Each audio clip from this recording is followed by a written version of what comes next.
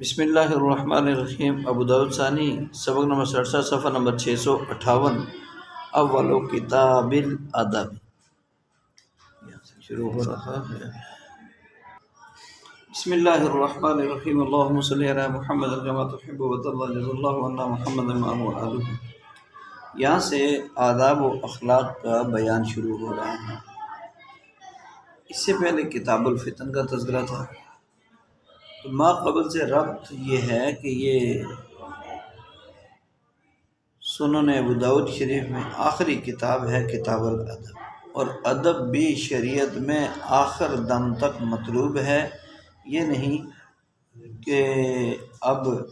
ہم فارغ التحصیل ہو گئے، پڑھ لکھ کے فارغ ہو گئے، سند مل گئی، اب اس کی ضرورت نہیں، بلکہ طالب علمی کے زمانے میں جو سیکھنا ہوتا ہے وہ موت تک عمل ہی کے لیے ہوتا ہے۔ یہ تربیت کا بننے کا زمانہ ہوتا ہے اور بعد میں اس پر عمل کا زمانہ شروع ہو جاتا ہے، یعنی اصل کام تو فراغت کے بعد شروع ہوتا ہے۔ اس لیے بنیادی طور پر عقائد، عبادات، معاملات، فرائض اور واجبات وغیرہ کے تفصیلی احکام بیان ہوئے۔ اب یہاں سے یہ بتایا جا رہا ہے کہ ہر ایک عمل کا ادب ہے اور اس کی ادائیگی موضوع، مناسب اور شائستہ طریقے سے ہونی چاہیے، کیونکہ کھڑے کھڑے پانی پی لیا، حلق میں اتر جائے گا، پیاس تو بجھ جائے گی، لیکن اس طریقے سے پانی پینے میں ادب استحباب نہیں رہے گا۔ ایسے ہی کھڑے ہوتے کھانا پینا، یہ ہمارے جانوروں کے درمیان فرق نہیں رہے گا۔ ایسی رہن سہن، سلام کلام، اٹھنا بیٹھنا، کھانا پینا اور سونا جاگنا، نشست و برخاست، ملاقات، معاملات اور چھوٹوں بڑوں کے حقوق اور پڑوسیوں کے حقوق، رشتہ داروں کے حقوق، دوستوں کے حقوق، آمد و رفت، یہ ساری چیزیں اللہ تعالیٰ نے مذہب اسلام، اللہ کے قرآن اور پیغمبر اسلام نے ان چیزوں کی ہدایات اور آداب تعلیم فرمائے، سکھائے۔ جو آداب میں غفلت کرتا ہے اور سنت سے محرومی کی مصیبت میں گرفتار ہو جاتا ہے، اور جو سنت میں سستی اور غفلت کرتا ہے فرائض سے محرومی کی مصیبت میں گرفتار ہو جاتا ہے، اور جو فرائض میں سستی کرتا ہے وہ اللہ کی معرفت سے محرومی کی مصیبت میں گرفتار ہو جاتا ہے۔ اس لیے آداب کا، سنتوں کا سیکھنا یہ ہماری بنیادی ضرورت ہے، دنیا کی بھی آخرت کی بھی، ہر مسلمان کی ضرورت ہے۔ تو شریعت نے مسلمانوں کی پوری زندگی کے احکام اور آداب مقرر کیے، اور ہر کام کی مکمل نورانیت تب ہی حاصل ہو سکتی ہے اس کی حقیقت سے جب سنت کے اہتمام اور آداب کے لحاظ کرتے ہوئے بجا لائیں گے۔ لاپرواہی میں، غفلت میں، سنت اور آداب کے خلاف کیے ہوئے کام میں فریضہ تو سر سے اتر جائے گا، ذمہ داری تو پوری ہو جائے گی، مگر یہ ہے کہ پورا فائدہ اور اس کی ظاہری باطنی برکات وہ حاصل نہیں ہو سکے گی۔ اس لیے ہمیں اس کا جو وہ اللہ تعالیٰ کا ارشاد ہے، یا ایھا الذین آمنوا، یہ پہلا ادب ہے، سب سے پہلا حکم ادب کا دے دیا کہ آپ علیہ السلام کو ادب اور احترام سے بلاؤ اور بات کرو، یہود کی طرح بے ادبی والے الفاظ مت بلاؤ۔ شیخ عبدالعزیز صاحب رحمۃ اللہ علیہ لکھتے ہیں، من تہاون بالآداب عوقب بحرمان السنہ ومن تہاون بالسنہ عوقب بحرمان الفرائض ومن تہاون بالفرائض عوقب بحرمان المعرفہ۔ شیخ عبدالعزیز رحمۃ اللہ علیہ کی تفسیر ہے، اس تفسیر عزیزی اس کا نام ہے، اس کی شروع میں یہ بات لکھی ہے کہ جو آداب میں غفلت اور سستی کرتا ہے وہ سنت سے محرومی کی مصیبت میں گرفتار ہو جاتا ہے، اور جو سنتوں میں سستی کرتا ہے عمل کرنے میں تو وہ فرائض سے محرومی کی مصیبت میں گرفتار ہو جاتا ہے، اور فرائض میں جو سستی اور لاپرواہی کرتا ہے، غفلت کرتا ہے، وہ جو ہے اللہ کی معرفت جو انسان کے دنیا میں آنے کا اصل مقصد ہے اس سے محروم ہو جاتا ہے۔ اس لیے ان آداب و سنت کو بہت زیادہ اہمیت دینے کی ضرورت ہے۔ یہ ادب مأدبتون سے مشتق ہے، جس کا لفظی معنی کھانے کی طرف بلانا، دعوت دینا، مجلس سے طعام، یہ ادب کی مختلف تعریفیں ہیں۔ اصطلاح اور عرف میں ادب کہتے ہیں ہر قابل تعریف قول اور فعل کو، جسے قولی عملی طور پر سراہا جائے وہ ادب ہے۔ دوسرا یہ ہے کہ ادب حسن معاشرت اور صفائی معاملات کی صفائی کا نام ہے، رہن سہن میں عمدہ طریقے اختیار کرنے کا نام ہے۔ تیسری تعریف یہ ہے کہ اپنے سے بڑوں کی عزت، چھوٹوں پر شفقت کرنا یہ ادب ہے۔ چوتھا یہ ہے اچھے اخلاق اور شائستہ عمدہ عادات کو اپنا لینا، یہی ادب ہے۔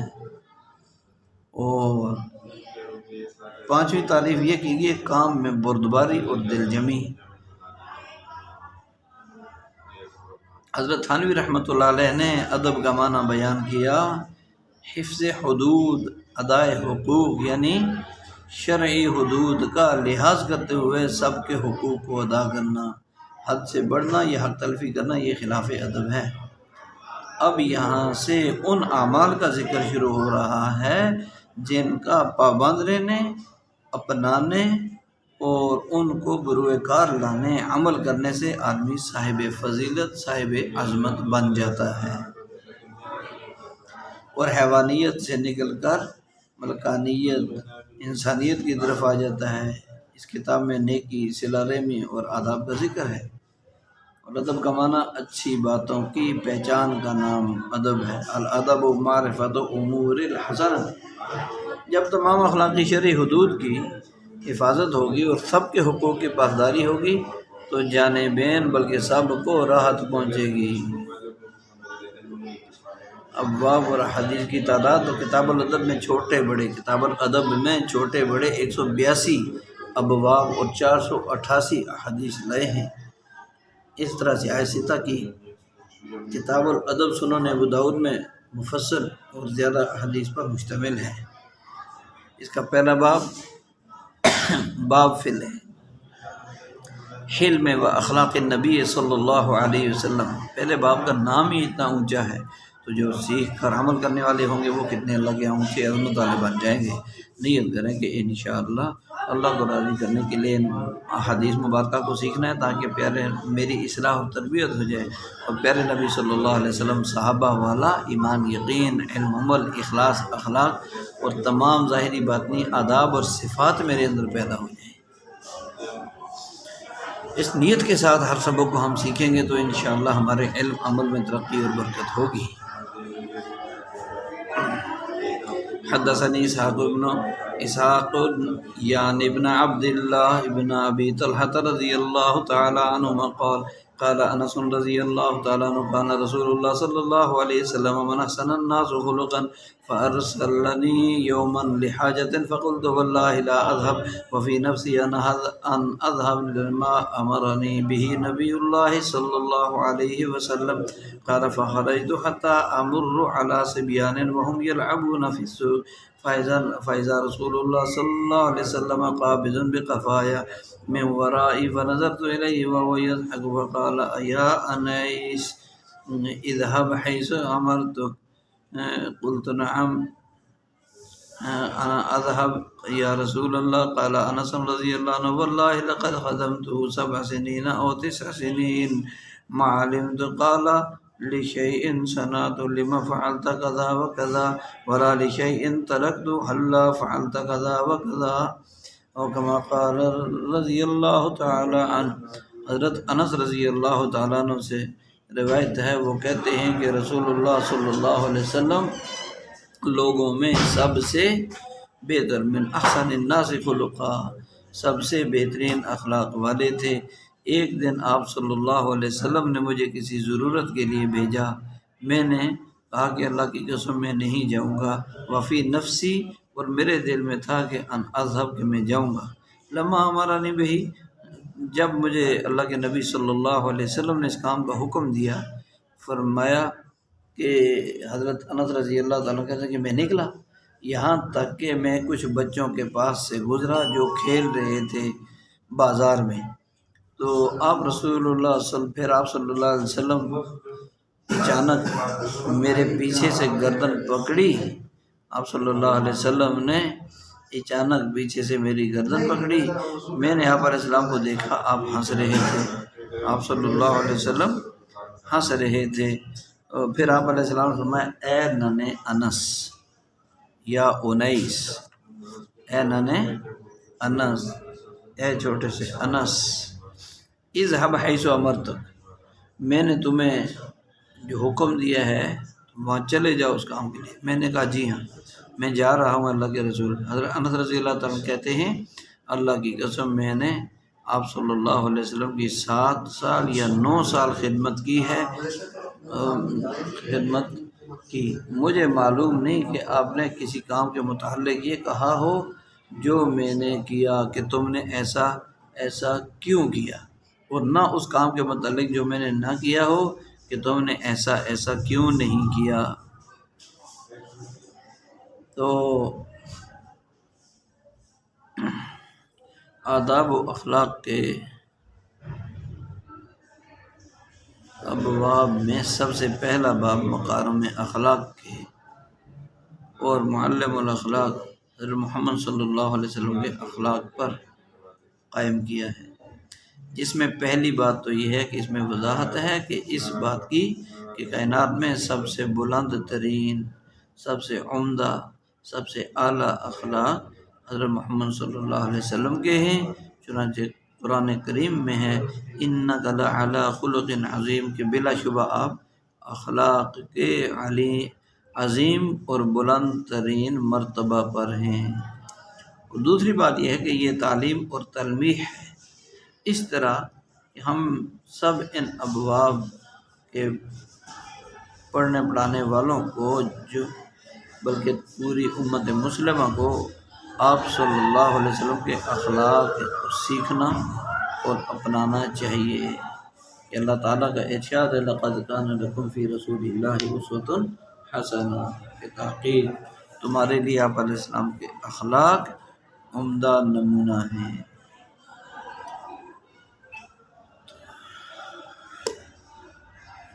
عن انس رضی اللہ تعالیٰ عنہ قال خدمت النبی صلی اللہ علیہ وسلم 10 سنین بالمدینہ وانا غلام لیس کل امرئ کما یشتہی صاحبی ان یکون علیہ ما قال لی فیہا اف قط وما قال لی لما فعلت هذا او اللہ فعلت هذا۔ حضرت انس رضی اللہ تعالیٰ عنہ سے روایت کہتے ہیں کہ میں نے نبی کریم صلی اللہ علیہ وسلم کی مدینہ میں 10 سال خدمت کی، اور میں لڑکا تھا، اور جب آپ صلی اللہ علیہ وسلم میرا ہر کم سے بچہ تھا تو نہیں ہوتا تھا میرا ہر کام اس طرح جس طرح آپ صلی اللہ علیہ وسلم کی مرضی ہوتی، لیکن آپ صلی اللہ علیہ وسلم نے کبھی مجھے اف تک نہیں کہا، قطن کبھی، افن قطن کبھی بھی اف تک نہیں کہا، نہ مجھ سے یہ کہا کہ تم نے ایسا کیوں کیا یا ایسا کیوں نہیں کیا یا ایسا کیوں نہیں کیا۔ بسم اللہ الرحمن الرحیم۔ قال ابو ہریرہ رضی اللہ تعالی عنہ ويحدثنا كان رسول الله صلى الله عليه وسلم يجلس معنا في المسجد يحدثنا فإذا قام قمنا قياما حتى نراه فقد دخل بعض بيوت أزواجه فحدثنا يوما فقمنا حتى قام فنظرنا إلى أعرابي قد أدركه فحينئذ بردائه فحمل رقبته۔ قال ابو هريرة رضي الله تعالى عنه كان رداء خشنا فالتفت فقال له الأعرابي احمل لي على بعيري هذين فإنك لا تحمل لي من مالك ولا من مال أبيك، فقال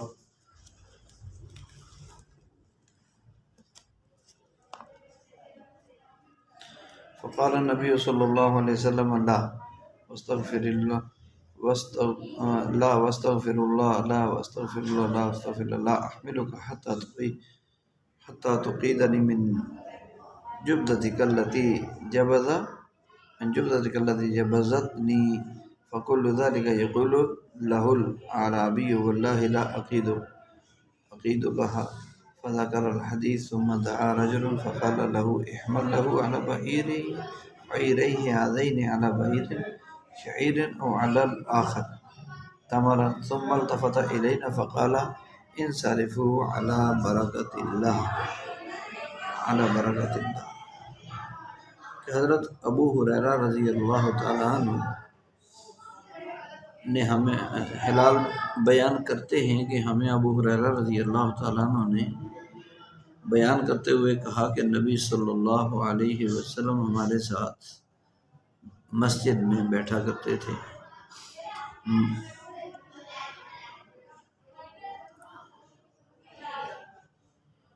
آپ صلی اللہ علیہ وسلم ہم سے باتیں کرتے، جب ہم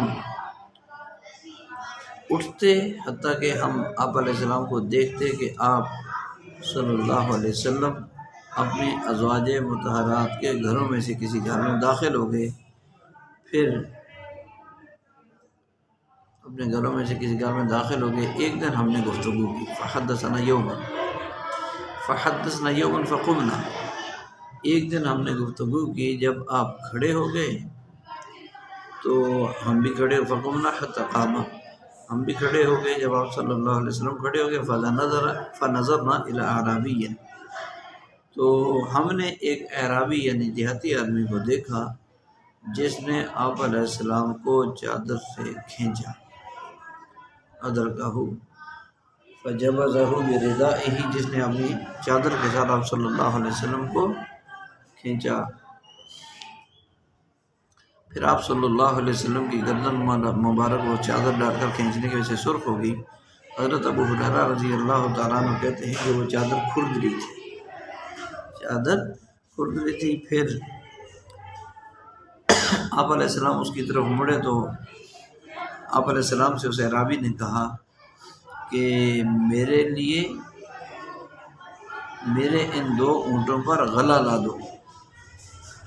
احمد لی، میرے لیے لا دو، علی بعیری ہذین، میرے ان دو اونٹوں پر غلہ لا دو. فإنک لا تحمل لی من مالک ولا من مال ابیک، کیونکہ تم نے نہ تو اپنے مال سے لا دو گے اور نہ ہی اپنے باپ کے مال سے لا دو گے. تو نبی صلی اللہ علیہ وسلم نے فرمایا لا واستغفر اللہ، کہ نہیں، 3 بار فرمایا کہ میں اللہ سے معافی چاہتا ہوں، میں نہیں لا دوں گا، میں اللہ سے معافی چاہتا ہوں، میں نہیں لا دوں گا، میں اللہ سے معافی چاہتا ہوں. لا احملک من تمہارا یہ بوجھ جو ہے وہ غلہ نہیں لا دوں گا. حتیٰ تقید علی من جوازتک، کہ یہاں تک کہ تم مجھے اپنے اس کھینچنے کا بدلہ نہ دے دو، جو تم نے مجھے چادر گلے میں ڈال کر کھینچا اس کا بدلہ نہ دے دو. فکل ذلک یقول له الاعرابی، لیکن وہ عربی ہر بار یہی کہتا رہا، اللہ کی قسم میں تمہیں اس کا بدلہ نہیں دوں گا. واللہ لا اقید کہا، تو اللہ کی قسم میں تمہیں اس کا بدلہ نہیں دوں گا. ہر دفعہ یہ بار بار کہہ رہا تھا. پھر راوی نے حدیث ذکر کی اور کہا کہ آپ علیہ السلام نے ایک آدمی کو بلایا اور اس سے فرمایا کہ اس کا سامان اس کے اونٹ پر لاد دو. بلایا اور اس سے فرمایا کہ اس کے لیے اس کے دونوں اونٹوں پر لاد دو، ایک اونٹ پر جو اور دوسرے اونٹ پر کھجور. ثم التفت الینا، پھر آپ علیہ السلام ہماری طرف متوجہ ہوئے اور فرمایا انصرفوا علی برکت اللہ، کہ واپس جاؤ اللہ کی برکت پر بھروسہ کر کے، اللہ کی برکت پر بھروسہ کر کے واپس جاؤ.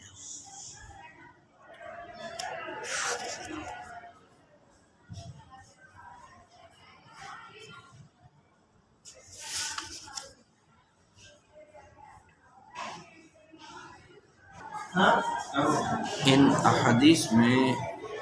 جو ہے وہ یہ بتایا ہے، ایک تو یہ ہے سمجھنے کی ضرورت کہ اخلاق یہ خلق ان کی جمع ہے بمعنی عادت، یہ حسن اخلاق اچھی عادت. اور اس بات کا خلاصہ یہ ہے کہ آپ صلی اللہ علیہ وسلم نے اپنے خدام اور عام اعرابی یعنی دیہاتی لوگوں کو اور دشمنوں تک کے ساتھ اچھا معاملہ کیا، اچھا برتاؤ کیا، اور ان کی بعض ناگوار باتوں کو بھی خوشگوار انداز سے برداشت فرمایا۔ قیامت کے دن میزان عمل میں سب سے بھاری چیز اچھے اخلاق ہوں گے۔ چنانچہ ترمذی ثانی میں جو ہے کہ ما من شیء یوضع فی المیزان اثقل من حسن الاخلاق، جو چیزیں میزان عمل میں یعنی ترازو میں قیامت کے دن تولی جائیں گی، اچھے اخلاق سے بڑھ کر کوئی چیز بھی زیادہ وزنی نہیں ہوگی۔ تو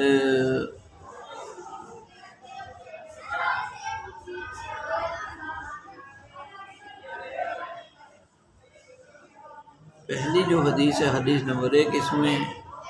نبی صلی اللہ علیہ وسلم کے اخلاق کا ذکر ہے کہ حضرت ابو دردہ رضی اللہ تعالیٰ عنہ سے ایک روایت ہے، انہوں نے صاحب روح المانی نے،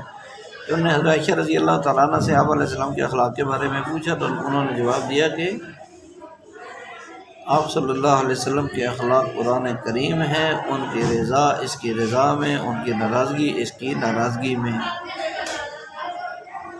اور حدیث ثانی میں جو فرمایا کہ اف قط، تو مجھے اف تک نہیں کہا، جو حضرت انس رضی اللہ تعالیٰ عنہ کہتے ہیں کہ میں نے 7 سال یا 9 سال نبی علیہ السلام کی خدمت کی، وجہ کبھی اف تک بھی نہیں کہا۔ تو یہ جو ہے یہ کلمہ مذمت ہے، گھناور ہے، اس لیے جو ہے اب یہ بجا نامناسب اور حقارت والا کلمہ گھٹیا بات کے لیے لفظ اف استعمال ہوتا ہے، اس میں دیگر لغات بھی ہیں۔ اور دوسری جو حدیث ہے اس میں پہلے 7 سال اور پھر 10 سال کا بھی ذکر ہے، 3 روایت 7 سنین 9 سنین 10 سنین کا یہ تعارض ہے، 7 10 یا 9 ایک نسخہ درست ہو سکتا ہے، تینوں نہیں ہو سکتے۔ تو جواب یہ ہے کہ حضرت انس رضی اللہ تعالیٰ نے نبی علیہ السلام کی 9 سال اور چند ماہ خدمت کی۔ یہ چند ماہ قصر میں آتے ہیں تو ان کو حذف کر کے 9 سال کہہ دیا، پھر قصر کو پورا کر کے 10 سال کہہ دیا، اور قصر کا حذف کرنا یا بڑھا دینا عربوں کے ہاں مشہور ہے، اس لیے اس میں کوئی حرج نہیں ہے۔ اس وقت حضرت انس رضی اللہ تعالیٰ عنہ کی عمر 8 سال تھی جب وہ نبی صلی اللہ علیہ وسلم کی خدمت کیا کرتے تھے۔ یہ جو حضرت انس رضی اللہ تعالیٰ عنہ کو نبی علیہ السلام نے کسی کام کے لیے بھیجا، اور انس نے کہا کہ اللہ کی قسم میں نہیں جاؤں گا، واللہ لا اذهب، تو اس کا جواب یہ ہے کہ انس رضی اللہ تعالیٰ عنہ بن نابالغ غیر مکلف تھے، اس لیے قابل مواخذہ نہیں تھا ان کا قسم کھانا۔ کہ آپ علیہ السلام نے تنبیہ اور تحدید نہیں کی، بلکہ مزاح کے انداز میں اس کی گدی کو پکڑا، اور یہ بھی کہا کہ انس، تو حضرت انس رضی اللہ تعالیٰ عنہ خود کہتے ہیں کہ میری نیت میں تو جانا تھا، لیکن بطور مزاح میں نے کہا کہ جیسے بچے بڑوں کو کہہ دیتے ہیں۔ آپ صلی اللہ علیہ وسلم کی سمجھ گئے تھے کہ اس کا جانے کا ارادہ تو ہے اس کام کے لیے، لیکن مذاق کے طور پر یہ کہہ رہا ہے کہ میں نہیں جاؤں گا۔ تو یہ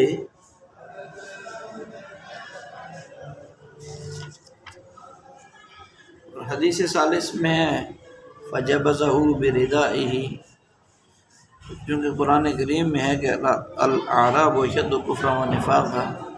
واجدر اللہ یعلم حدود ما انزل اللہ علی رسولہ، کہ دیہاتی لوگ جو ہوتے ہیں وہ سخت دلی، بے عملی اور نافرمانی میں سخت ہوتے ہیں، لیکن آپ علیہ السلام نے ان کے ساتھ عتاب کے بجائے پھر بھی عطا کا معاملہ فرمایا، اور قصاص اور بدلہ کے لیے فرمانا ظاہراً اس کو مسئلہ سمجھانا تھا کہ تم بدلہ دو پہلے، کہ اگر کسی پر، تاکہ اس کو یہ بات سمجھ آ جائے کہ اگر کسی پر زیادتی کریں تو پھر بدلہ لیا جائے گا۔ پھر آپ علیہ السلام نے فمن عفا و اصلح فاجرہ علی اللہ پر عمل فرمایا، اس کو معاف فرما دیا، اور دوسرے آدمی کو بلا کر اس کا سامان یا غلہ اس کے اونٹوں پر لدوا دیا۔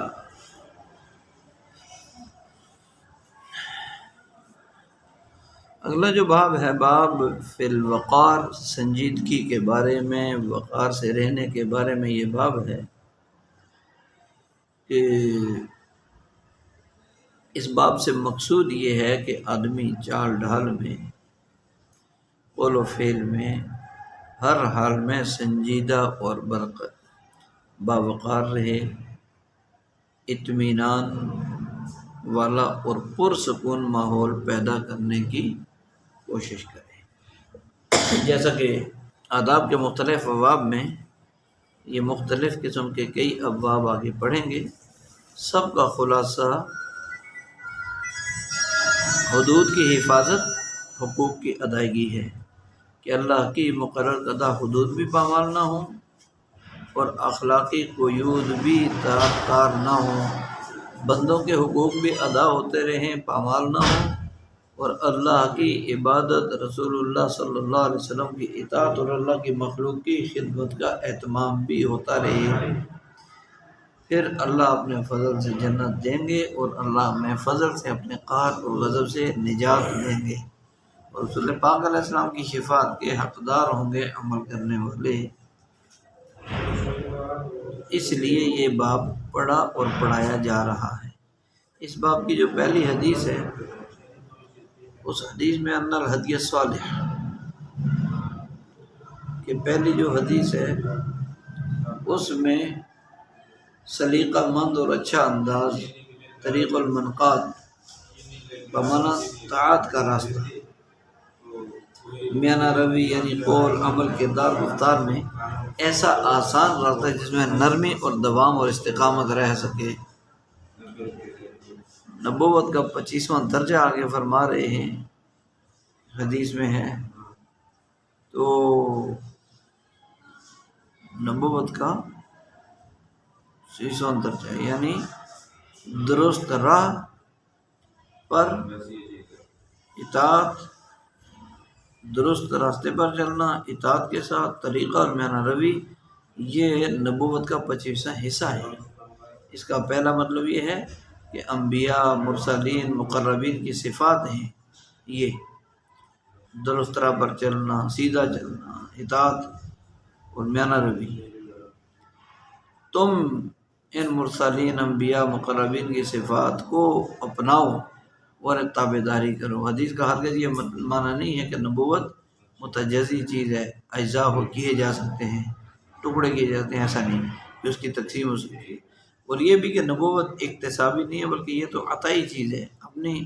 کمائی سے، محنت سے نبوت کو کوئی آدمی حاصل نہیں کر سکتا، یہ اللہ کی عطا ہے جس کو دے، اور عطیہ رحمان ہے، اللہ کا عطیہ، کسی اور کا نہیں۔ پھر وہ نبی صلی اللہ علیہ وسلم پر یہ عطیہ نبوت ختم ہو چکا ہے۔ اس لیے 25واں حصہ ہونے کا مطلب یہ بھی ہے کہ پیغمبری صفات میں سے ہیں یہ 3 چیزیں، انہیں اپناؤ، اختیار کرو، ابتداء کے بجائے اتباع کرو۔ تو قال حدثنا عبداللہ بن عباس رضی اللہ تعالیٰ عنہ ان نبی اللہ صلی اللہ علیہ وسلم قال ان الہدی صالحہ والسمت صالحہ والاقتصاد جزء من 25 جزءا من النبوہ۔ حضرت عبداللہ بن عباس رضی اللہ تعالی عنہما کہتے ہیں کہ نبی کریم علیہ السلام نے فرمایا کہ راست روی یعنی سیدھے راہ پر، درست راہ پر چلنا،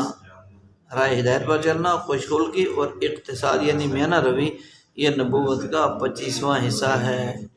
اس کے بارے میں وضاحت پہلے بیان ہو گئی۔ اگلا باب ہے باب من قضم غیظا، من قضم غیظا، تو کہ غصہ پی جانے والے کی فضیلت کے بارے میں یہ باب ہے، غصہ پی جانے والے کے بارے میں یہ باب۔ عن سعد بن معاذ رضی اللہ عنہ عن ابی ان رسول اللہ صلی اللہ علیہ وسلم قال من قضم غیظا وهو قادر على ان ينفذه دعاه الله يوم القيامة على رؤوس الخلائق حتى يغيره من أي الحور شاء قال ابو داود اسم ابی مرحوم عبد الرحمن ابن میمون۔ حضرت معاذ رضی اللہ تعالیٰ عنہ کہتے ہیں رسول اکرم صلی اللہ علیہ وسلم نے فرمایا جس نے اپنا غصہ پی لیا حالانکہ وہ اسے نافذ کرنے پر قادر تھا، اس غصے کو نافذ کرنے، نکالنے پر قادر تھا، تو قیامت کے دن اللہ تعالیٰ اسے سب لوگوں کے سامنے بلائیں گے، اور اسے الخلائق تمام لوگوں کے سامنے بلائیں گے، یہاں تک کہ اس کو اختیار دیا جائے گا کہ وہ بڑی آنکھ والی حوروں میں سے جسے چاہے چن لے، انتخاب کر لے۔ امام ابو داؤد نے کہا کہ ابو مرحوم کا نام عبد الرحمن بن میمون ہے، عبد الرحمن بن میمون ہے۔ اور دوسری اس حدیث میں من قضم غیظا ای اجترح غضبا، یعنی جس نے غصہ پی لیا، تو یہ تفعیل اور افعال دونوں سے ہو سکتا ہے، یعنی اس پر عمل پیرا ہونے اور نافذ کرنے پر طاقت تو ہے، غصہ نکالے، اللہ تعالیٰ اس کی شہرت اور تحسین فرمائیں گے کہ یہ ہے میری وجہ سے غصہ پینے والا،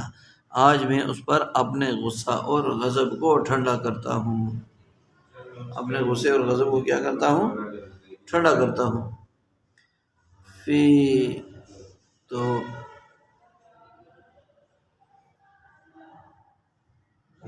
یعنی حور کے متعلق اختیار دینا یہ جنت میں داخل کرنے اور بلند درجات دینے کی طرف اشارہ ہے کہ علامہ طیبی رحمۃ اللہ علیہ نے اس رضا اور عطا کی وجہ یہ بیان کی کہ اس نے غصے کو برداشت کر کے نفس امارہ کی مخالفت کی، جس پر اللہ تعالیٰ نے اس کی تعریف فرمائی، اور غصہ پینے والوں کی تعریف قرآن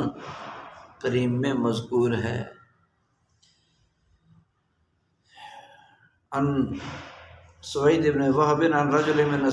من ابناء اصحاب النبی صلی اللہ علیہ وسلم عن ابیہ قال قال رسول اللہ صلی اللہ علیہ وسلم نحوه قال ملأه اللہ امنا و ایمانا لم یذکر قصة دعاه اللہ زاد ومن ترک لبس ثوب جمال وهو يقدر عليه قال بشر احسبه قال تواضعا كساه الله حلة الكرامة ومن زوج لله توجه الله تاج الملک، کہ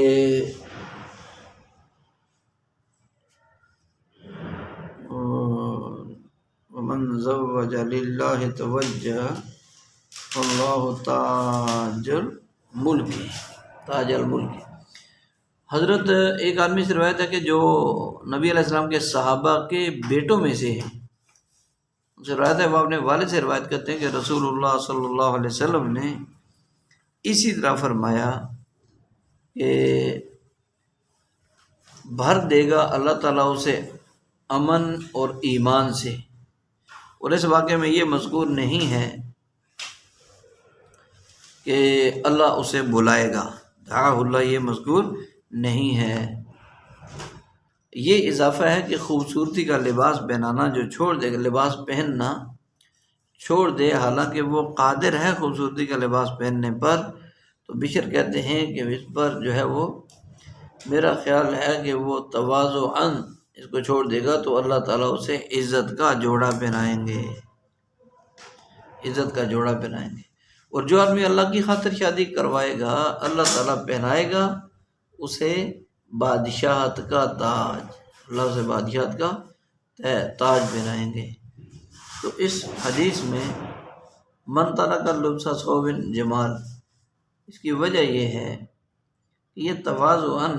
چھوڑ دے، یعنی دنیا دارالعمل ہے، اس کے بدلے آخرت میں اللہ کا فضل اور داخلہ جنت ہے، تو اس کے بدلے آخرت میں اللہ کا فضل اور داخلہ جنت عطا ہوگا، اور جتنا دنیا سے انہماک کم ہوگا، مشغولیت کم ہوگی، آخرت میں زیادہ رغبت ہوگی اور وہاں زیادہ میسر ہوگا۔ چنانچہ دنیا میں روزے رکھ کر کھانے سے رکتا ہے، تھوڑے حلال پر کفایت اور قناعت کر کے حرام سے بچتا ہے، تو اللہ تعالیٰ اسے آخرت میں خوب عطا فرمائیں گے۔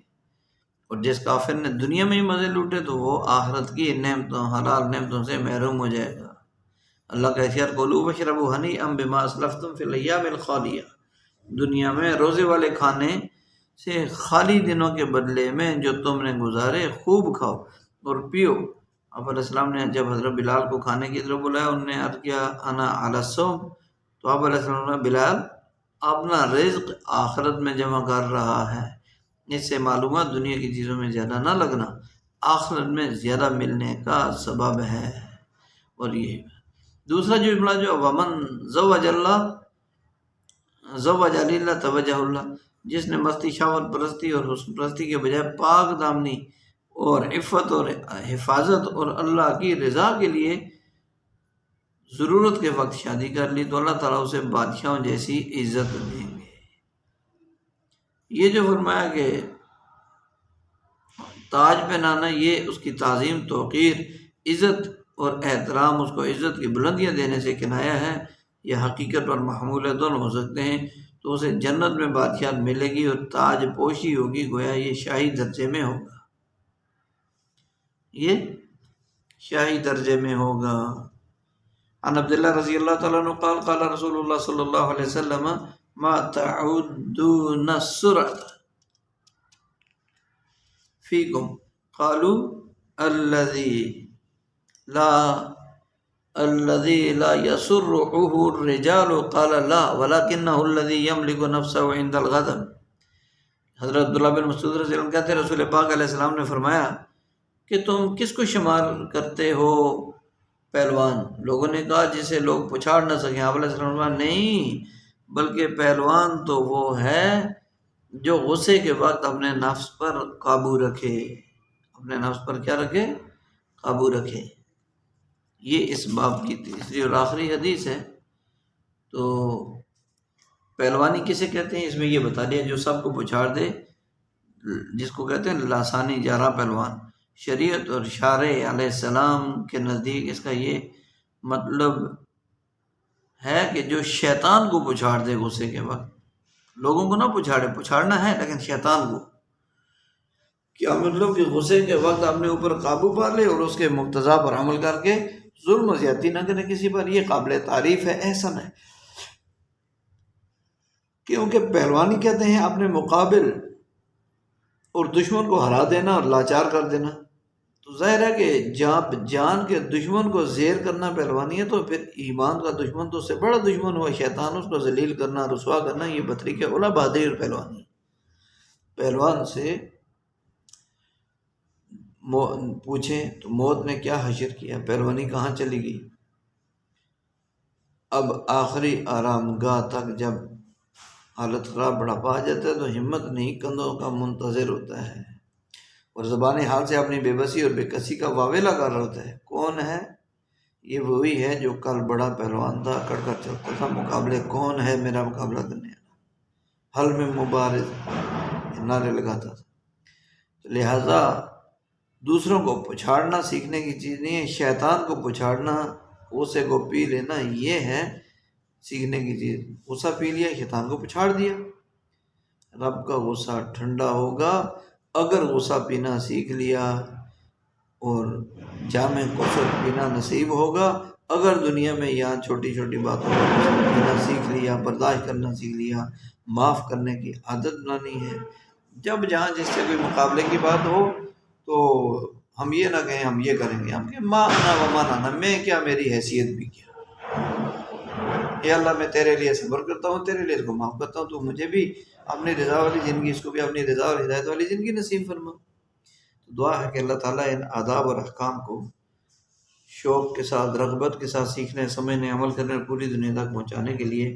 توفیق اور قبولیت نصیب فرمائے۔ سبحان ربک رب العزت عما یصفون وسلام علی المرسلین والحمد للہ رب العالمین۔